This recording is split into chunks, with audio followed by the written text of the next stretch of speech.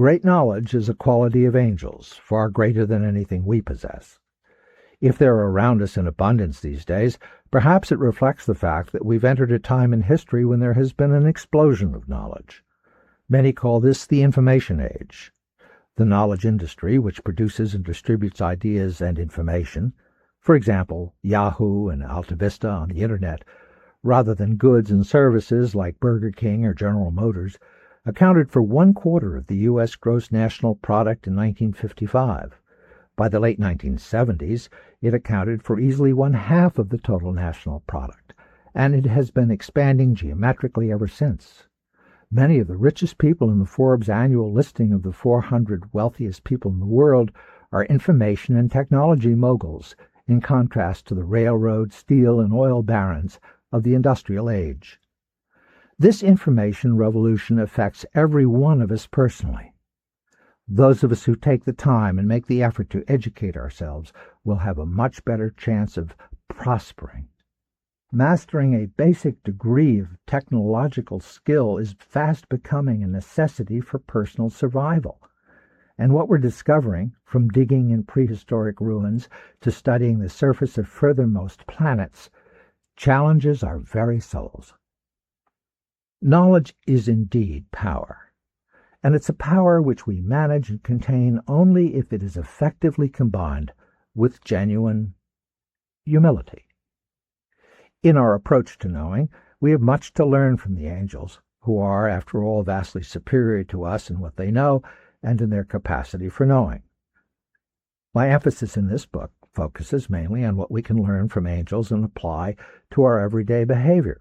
But we can also learn more about angels by studying ourselves, inasmuch as we already resemble them in certain ways. After all, we're part spiritual, part angel-like.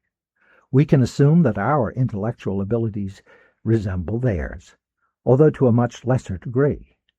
In other words, our ability to think logically, to reason, to intuit, to understand, are miniature versions of their immense power of knowing. They simply know. We have to work to know. How much we're able to know and the limits to how much we can absorb, assimilate, recall, and use depends upon a nervous system and a brain that may have been created to keep information out as much as to keep it in. Furthermore, in our efforts to learn, we're always having to overcome human obstacles, like bias, closed-mindedness, perceptions that are distorted by earlier life experiences, the noise and rattle of emotions. We must choose to learn. This mandate doesn't apply only to our jobs and our use of modern tools like computers, mobile telephones, fax machines. It urgently applies to learning as much as we can about ourselves. Who are you? There's yourself as seen through your own eyes. There's yourself as seen through the eyes of others. And then there's yourself as you really are at any given moment in time. Most of us, says Sir Henry Harcourt Riley in T.S. Eliot's The Cocktail Party, live on a little knowledge of ourselves as we were. You are many selves. One self is a list of incidentals connected with your physical appearance, the color of your skin, how much you weigh, how tall you are, the size of your hands and feet, even something as person-specific as your fingerprints. Another self includes your IQ, how much education you have under your belt, what skills you've acquired, your marital status, your standing with the Internal Revenue Service, and with your bank. Then there's your talent self. You may be especially good at expressing yourself in words. You may possess an innate sense of rhythm and a singular appreciation of music. Your mind may be attuned to what make things tick, the basic principles of engineering. What you do with these talents, the options are immeasurable, is determined by the choices you make with your free will as circumstances permit. Another self is a mixture of inner thoughts, desires, ambitions, imaginations, drives, and the memories of 100 major and minor life events. The big snowstorm that kept you home from school, the time you won the trophy for being the star quarterback on your high school varsity team, or the first time you fell in love. All these selves are continually in flux. What is constant is the self that constitutes your central identity, your core, who you have always been and will always be, what you came into this world as and what you will leave as. Your spiritual self. Now this is a lot to explore and find out about. Count on it taking you a lifetime. It's taken me one, learning who and what I am, and even now it's not complete.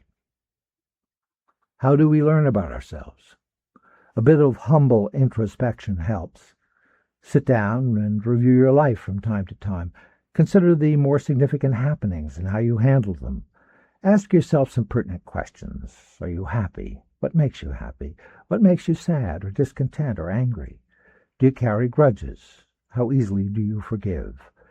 Do you show affection to the people you love? Do you know what love is? Do you think things through? Do you live up to the responsibilities you have in a timely and effective way? How do you perform under pressure, like last Tuesday when it looked as if you might lose your best account? Are your feelings easily hurt, appropriately hurt, too often hurt? How quickly do you recover from defeat? Did you remember to send a birthday card to your sister in Seattle? Do you ever remember people's birthdays? Do you pray? Be especially on the alert for those moments when, because there's a crisis in your life perhaps, you have a singular opportunity to learn something really important about yourself. My own father's death was such an event in my life. It really shook me up. I was nearly 40. I knew he hadn't been well. The very last time I saw him, I gave him a big hug, just on impulse. Was there an angel at work? He died shortly afterward, suddenly of a heart attack, and now I was the father. Sure, I'd already been a father to 4 great children, but this was different. Any grievances I might have had toward him, he wasn't always an easy man, although he was always a loving one, faded away. I was flooded with good memories, and especially recollections of the things he had done for me. I looked inside myself, wondering how much of him I would find there. And I felt stronger and more determined in my own identity as a father than I had ever felt before. Acquiring knowledge about yourself is a lifelong pursuit. Even angels, as remarkably intelligent as they are, cannot know all there is to know. I mean, they're not God. I'm sure they're always finding out more about themselves, unhampered by ego or pride. And we know what happened to prideful angels, spurred on by angel curiosity and comprehending with genuine humility. Now, getting to know others is no less important than getting to know yourself, obviously. The first step in this process is to want to understand others. It's a matter of will. You have to care enough. Selfish people who consistently put themselves first are usually interested in knowing more about others only in order to satisfy their own needs and to manipulate or control others. They're a little like the fallen angels who possess angel power, but use it for ill rather than good.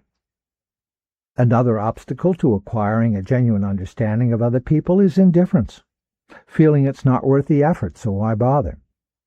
Another one is the dangerous habit of making assumptions, too often negative ones, and sticking to these even when you have evidence to the contrary. Like, she showed her true colors 4 years ago when she broke off our relationship for a couple of months and dated someone else. Sure, she came back to me, and I took her back. But even though we're going to get married, I know I can't really trust her. Or another one, my husband's mean-spirited. He's irritable, short-tempered, incommunicative. He's not a nice person. I don't care how much he tries to change. I know what he really is. It never ceases to surprise me how powerful such assumptions can be in either direction, good or bad, and how resistant to any and all evidence to the contrary. If only we had the clarity of vision of angels. But we don't. When we look at other people, our view is often clouded by our own perceptions and distortions, by clinging to the memory of past events, by hope, fear, and pessimism. The major antidote to such astigmatism is to accept that it exists and work to correct for it. Look beyond the obvious. Create a welcoming atmosphere in which others feel free to open up to you and can trust the honesty and tolerance of your responses. Listen carefully, and if you don't understand something you're hearing, ask for it to be clarified. Try to relate what you discovered to your own past experiences. Pay attention. Knowing someone is the basis of trust, without which no relationship can survive and flourish. When I was driving my youngest daughter to college on her first day there, I asked her if she wanted any sage advice. She shook her head. "Well, I'm going to give you some anyway." She cringed a little. "Let me tell you something about trust. Trust isn't given, it's earned. You're going to meet a lot of young people at school. Many of them are going to dress like you and talk like you, and even share a lot of your interests, and you'll be tempted to trust them pretty quickly, because trusting people is something all of us want to do, except for chronically distrustful people, and we don't fit into that category." "Don't." She looked surprised. "What I mean is that trust is earned. It doesn't just happen. Even though the people you're going to meet look pretty good on the surface, their values and motivations may be very different from yours, and yours are really good. Their perception of reality may be light years away from your own. It takes time. You have to get to know them before you can put any serious trust in them, and you'll find that some are trustworthy and others aren't. Knowing them is what makes all the difference." "That's pretty good advice, Dad," she said. Knowing someone is at the very heart of loving. Beyond infatuation, which contains great elements of illusion, beyond passion, originating in very basic, hormonally governed instincts, and also enhanced by imagination, between similarities, we both like the Beatles and going to the beach in the summertime, beyond proximity, otherwise known as the girl next door or sitting at the next computer station, it's knowing one that establishes the intimacy needed for love to be born, grow, and endure. The Greeks once believed that creative ideas were instilled in artists and great thinkers by muses. We've always considered some of our greatest writers and poets as being inspired in a special way, although nowadays we tend to assume that such genius comes from within the creative individual rather than from some invisible external force.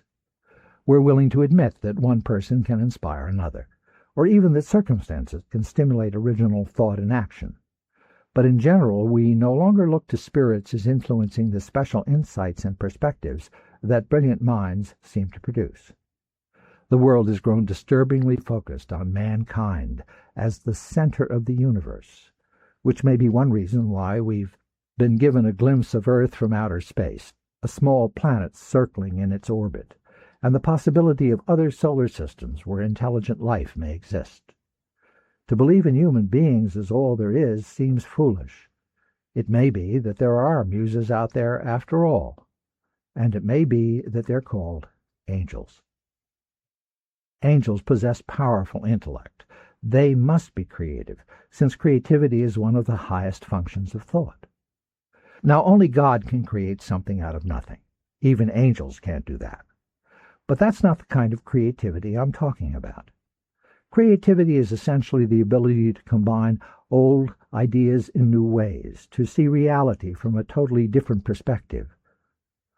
All learning involves creativity. Children who discover for the first time that they are separate from their mothers, individuals in their own right, who learn to walk and talk and tie shoes and find their way home when seemingly lost, are engaged in creative behavior no less than the first impressionist painter who deserted the strict confines of reality to share his own mental image of what he was seeing. As we grow older, however, a lot of unlearning has to precede relearning, and this calls for a good deal of flexibility in one's mental machinery.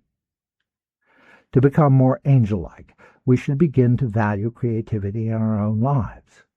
We must think of ourselves as being, to some degree, blessed with creative potential.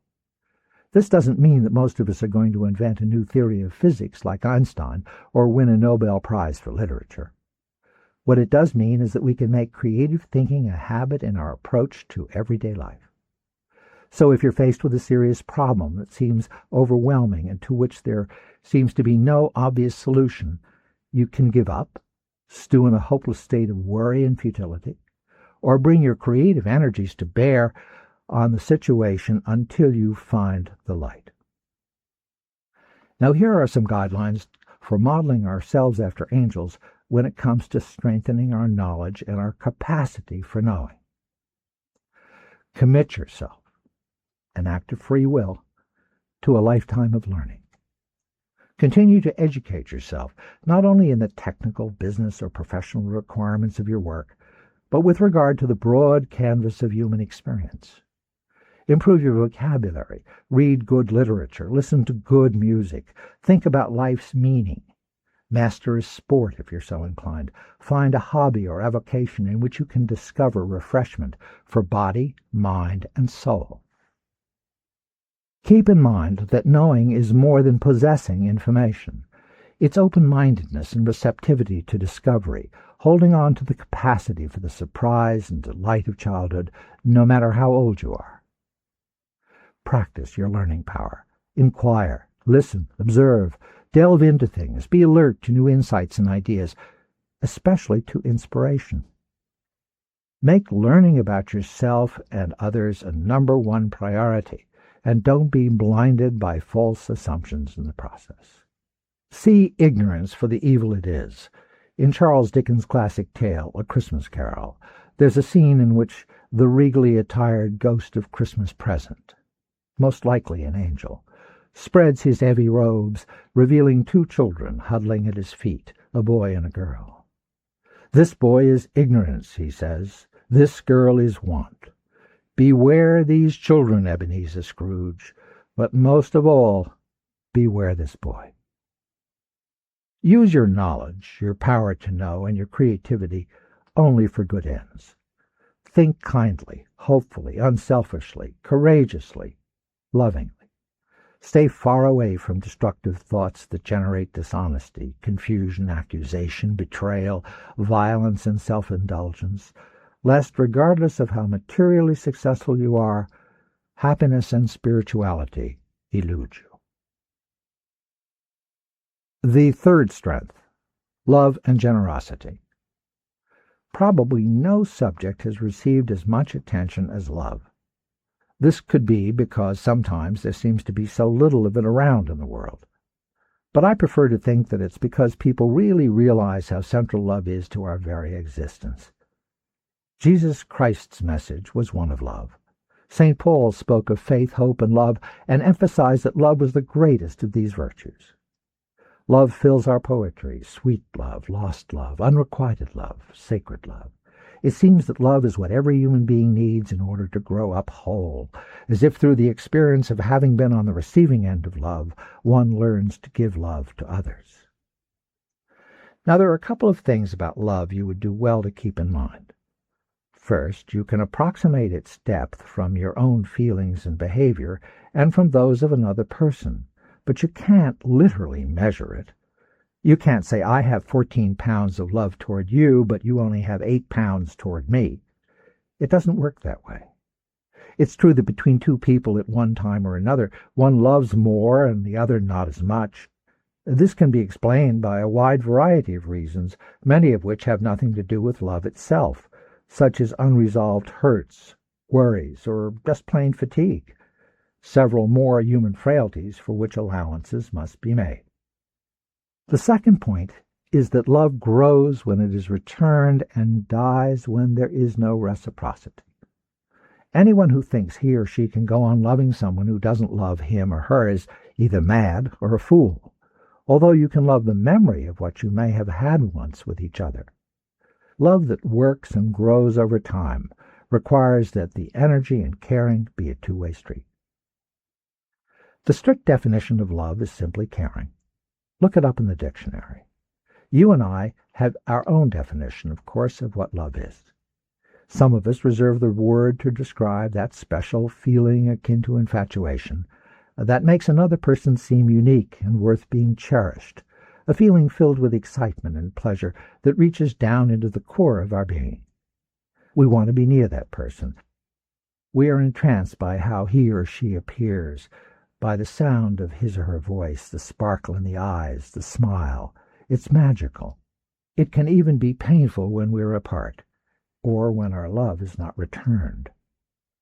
Love is also a family affair between husbands and wives, among parents and children. It's less special, but it's certainly less intense. In fact, nobody could attend to the everyday responsibilities of life in a perpetual state of enchantment. You'd forget your appointments, burn dinner on the stove, maybe even get hit by a bus crossing the street. Unfortunately, family love is often taken too much for granted. Birthdays and holidays bring attention to it, with phone calls and greeting cards and presents. But its real presence is to be found in the give and take of life, in listening to each other, in offering advice and reassurance, in helping children with their homework, in paying the bills, in looking after the material, emotional, and spiritual needs of all concerned. Just being there for each other, cheering each other on, even offering each other a critique or two to help each be a better person. Then there are friends, people we enjoy spending time with whom we have a lot in common. These are the people we share our innermost feelings with, on whom we can depend and who can depend on us. Loyalty. We give each other the support to endure the storms of life over time. Few things please me more than to know that one of my own closest friends dates back to when I was 20 years old, and that the ups and downs of life have only made our relationship richer for the wear. I used to have friends who dated further back than that, but when you reach a certain age, that privilege becomes a bit harder to maintain. And we should love the world around us. We love things, too, and ideas, patriotism. Patriotism is love of country. You can love a good meal or a good book or a fine film, especially one about angels. I recently visited Muir Woods, north of San Francisco, for the first time. I spent an hour in the presence of the colossal redwood trees, seemingly reaching up forever toward the sky, their trunks so massive you could stretch out your arms and still not match their width. More than once I placed the palm of my hand on the bark of a tree and felt a sense of communion with this magnificent living creature, perhaps 1,000 years old. That Muir Woods even exists for me to visit is the result of an act of unusual generosity. I'd call it an example of true altruism. In the early part of the 20th century, William Kent made a gift of Redwood Canyon, north of San Francisco, to the federal government. Theodore Roosevelt, who was president at the time, wrote to Kent thanking him for the groves of giant trees, adding, "My dear sir, this is your gift. I should greatly like to name the monument the Kent Monument, if you will permit it." Kent wrote back, "I thank you from the bottom of my heart for your message, and hope and believe it will strengthen me to go on in an attempt to save more of the precious and vanishing glories of nature for a people too slow of perception. Your kind suggestion of a change of name is not one that I can accept. So many millions of better people have died forgotten, that to stencil one's own name on a benefaction seems to carry with it an implication of mundane immortality as being something purchasable.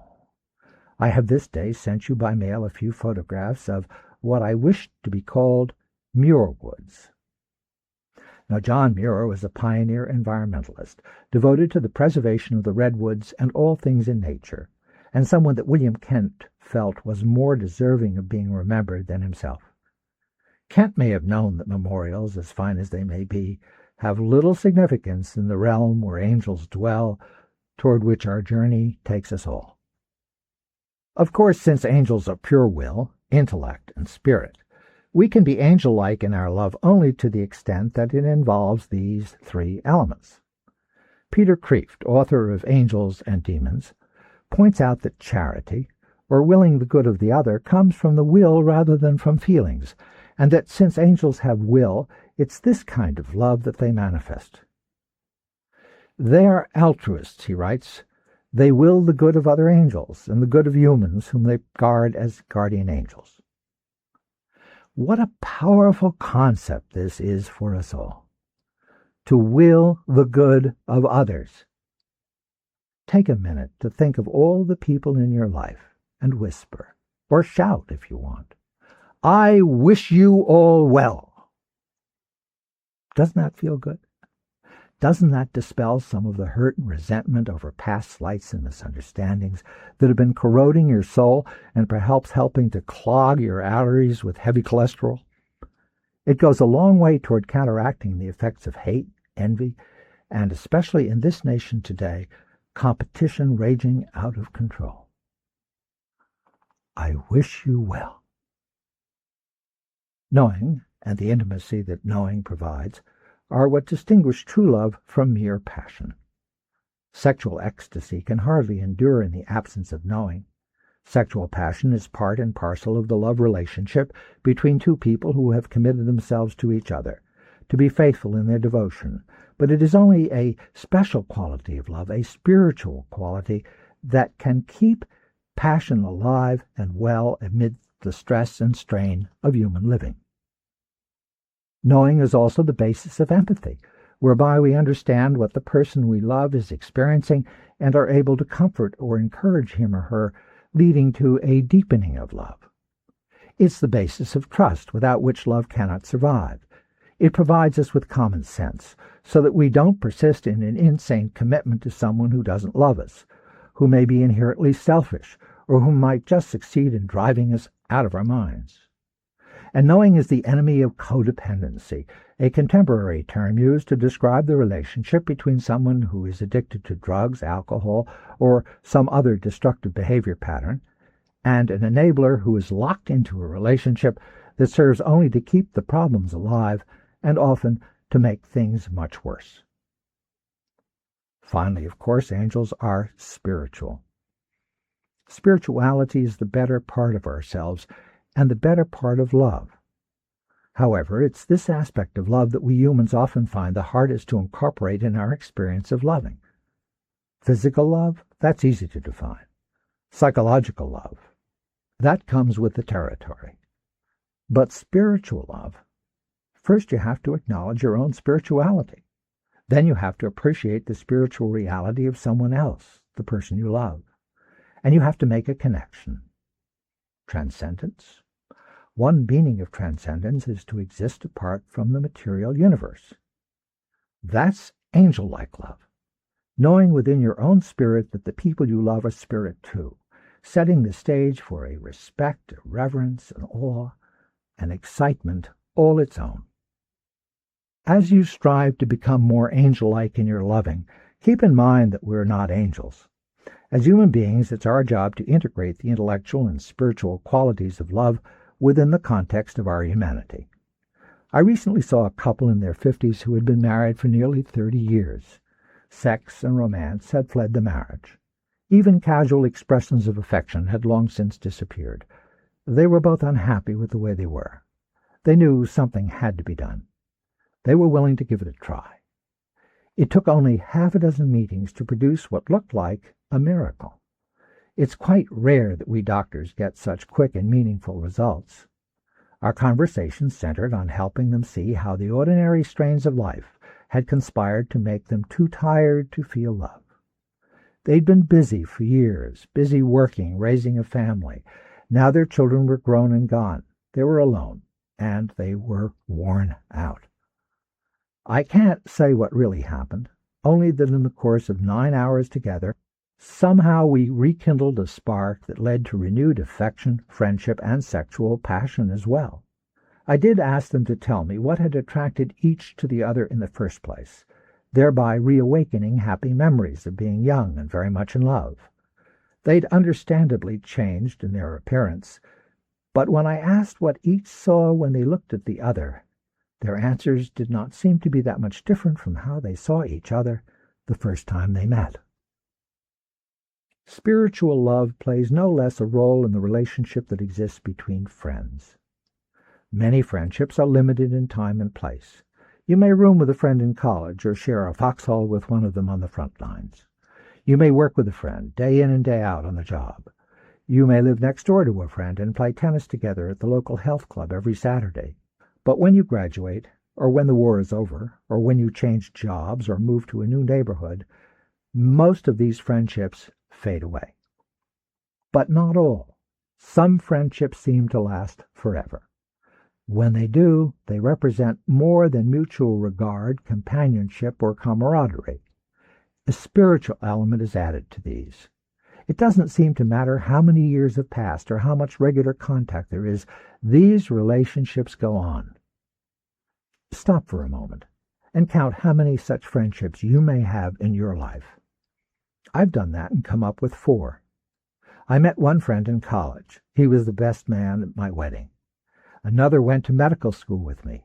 Another, a minister, entered my life when I was 40, at a time when I was particularly stressed and distressed, when my life had seemed to fall apart, and he helped me build a new one through his empathy and spirituality.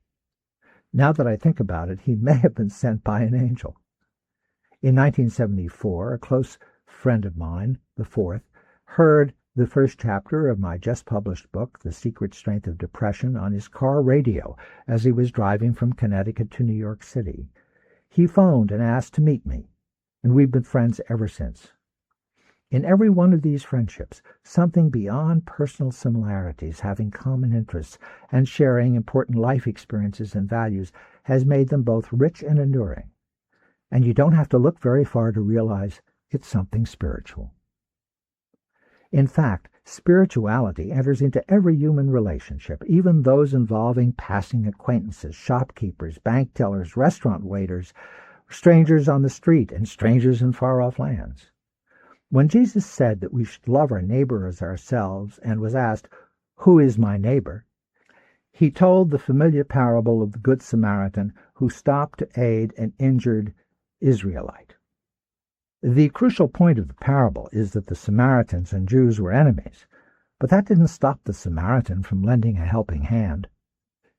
In other words, everyone is our neighbor and deserving of our spiritual love, regardless of race, color, creed, and nationality. There are no bigots among the angels. This doesn't mean you have to like everyone or want to spend any time with them. They may even live in another part of the world, and except for television and pictures and magazines, you may never have seen them in person. They may even be your enemy, and you may have to take whatever steps are necessary to protect yourself from them. Still, you can and must love them spiritually. This involves respect for them as spiritual fellow beings, and all that such respect implies. They all have guardian angels whispering in their ears, telling them to have the same kind of love for you. Whether they choose to hear is another matter, but you can listen and love. Now here are some guidelines for modeling ourselves after angels when it comes to love and generosity. Make the phrase, "I wish you well," a continuous theme in your mind and heart. Think and feel toward others, "I want you to be happy. I want you to be well. I want you to prosper. I want you to be loved. I want you to recognize your talents and fulfill them." Within this context, it will become so much easier to communicate at all levels with those you love, to offer encouragement, even to offer constructive and far more acceptable critiques when these are warranted. After all, who can fail to appreciate hearing the sincere well wishes of someone who isn't just saying things out of pure self-interest? "I wish you well" can go a long way toward reducing the all-too-common fault of putting others down, of focusing on what's wrong and seldom acknowledging what's good about them. Practice generosity until it becomes second nature to you. Be more giving of your time, energy, thought, and possessions. I recall a fundraiser once advocating that we should give until it hurts. Well, that's silly advice. The habit of giving is one of life's great pleasures. Of course, don't be foolish about it, trying to be so altruistic that you seriously neglect your own needs or run up huge deficits on your credit cards, or thinking that charity primarily consists of giving money to non-profit organizations. Charity does begin at home, right at your own doorstep. It's a virtue to be measured by its sincerity, not its size. I knew a wealthy family whose members, when it came to donating wings of hospitals or great sums to universities, seemed to know no limits, as long as their names were inscribed in big, bold letters over each building they endowed. But they treated each other miserably. When it came to simply wishing each other well, they completely failed. Whenever you pass a homeless person who asks you for money, don't pass him or her by or think unkind thoughts. Drop a quarter in the cup. Say hello to a tree. Think all year about birthdays and holidays and special occasion presents for those you love and buy them when it occurs to you. You can always find a place to hide them until the day arrives. Recognize and rid yourself of any selfish tendencies. Selfishness is the complete antithesis of altruism. It's not listed as one of the 7 deadly sins, but it probably should be. Maybe it's pride's cousin. Me first, last, and always. Selfish people rarely admit to their selfishness. That's one of the things that makes living with them so very disheartening and disabling. The people who are part of a selfish individual's life end up like wounded soldiers in a field hospital, bruised and bandaged in their souls, and often their bodies too, since selfishness is a main contributor to physical as well as mental abuse. If you are selfish, ultimately you will find yourself alone, although you may be so absorbed in yourself that you won't care very much, except for not having anyone to take care of you when you're old. Nor will you be able to join the angels, and you will leave in your wake one very disappointed and defeated angel who had been assigned as your guardian in this life, another victim of your self-love who may not earn his wings this time around. Watch the film A Christmas Carol, the old black-and-white version starring Alastair Sims as Scrooge. I've seen it a dozen times and never failed to be excited and moved by its power. Scrooge is the prototype of the stingy, ungiving man. As you probably know, he's visited by 3 ghosts, angels, on Christmas Eve. The ghost of Christmas past reminds him of his life as it had been, of the young man of promise who had vanished in a sea of resentment and greed. The ghost of Christmas present shows him the joy that others have in their love for one another. The ghost of Christmas yet to come gives him a glimpse of his own ignominious end, pointing at his tombstone as Scrooge cries and pleads and begs for this not to be his fate. He awakens to find himself in his own bed and realizes that the spirits have done their work in a single night. It's Christmas morning. He can act at once on the illuminations he's been given. Angels are messengers, are they not? And we frequently receive their messages as sudden insights or dreams. Scrooge jumps around with joy, opens his window and leans out and shouts to a boy standing below in the snow-covered street to rush to the grocer and buy a goose that hangs there and deliver it to Tiny Tim's family.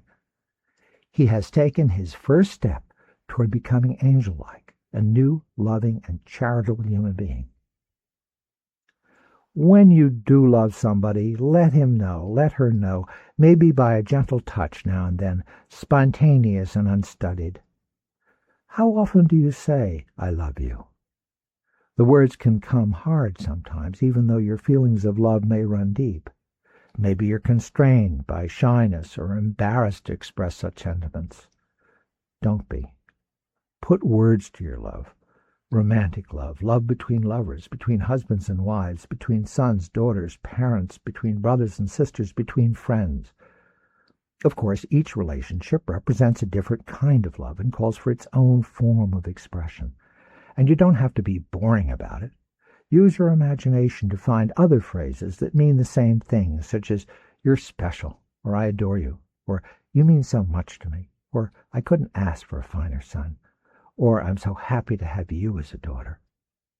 There are an infinite number of ways to let someone else know how much you care. Actions speak louder than words, and your day-to-day behavior addresses the point. But all of us like to hear an old-fashioned "I love you" from someone who genuinely means it and whom we love in return. The 4th strength, communicating. The art of local, person to person, and long-distance, here to heaven, transmission. Angels always seem to be busy delivering messages. It's their most obvious habit, telling us things that God wishes us to know.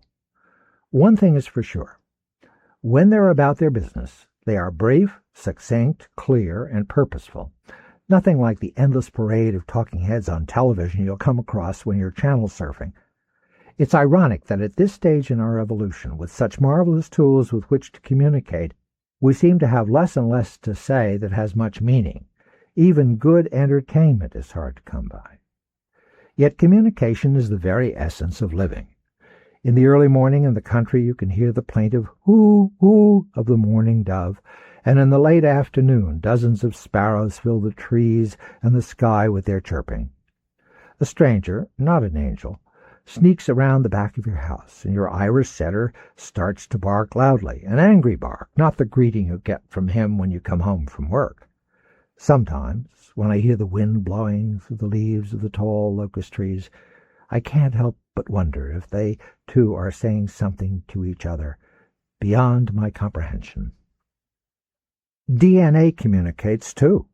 It tells the cells in our bodies what to do. It determines how tall we will be, the color of our eyes, the precise characteristics of our fingerprints, how well our kidneys and brains will function and for how long, how healthy we may be, when we will grow old, and even when we may die. From whispering locust trees to human beings, minds, body, and spirit, communication is connectedness. It has the same origin as words and concepts such as communion and community. It implies a togetherness. It's what enables us to learn and grow and survive. I don't have to spell out for you the many ways in which communication plays a vital role in our lives from infancy to old age.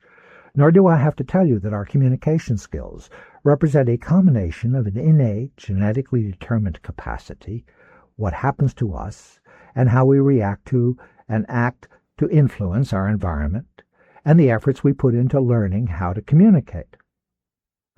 Language is a remarkable gift, one that we should cherish and not allow to fall into disuse. How we speak reveals a good deal about who we are. If English is our language, for instance, our manner of speech may be a clue as to where we hail from: South Carolina, Brooklyn, the Scottish Highlands, or Australia. Some of us are garrulous, going on at length about nothing in particular. Or we may be people of few words. We may be primarily concerned with what we're saying. Or we may pay appropriate attention to someone who is talking to us.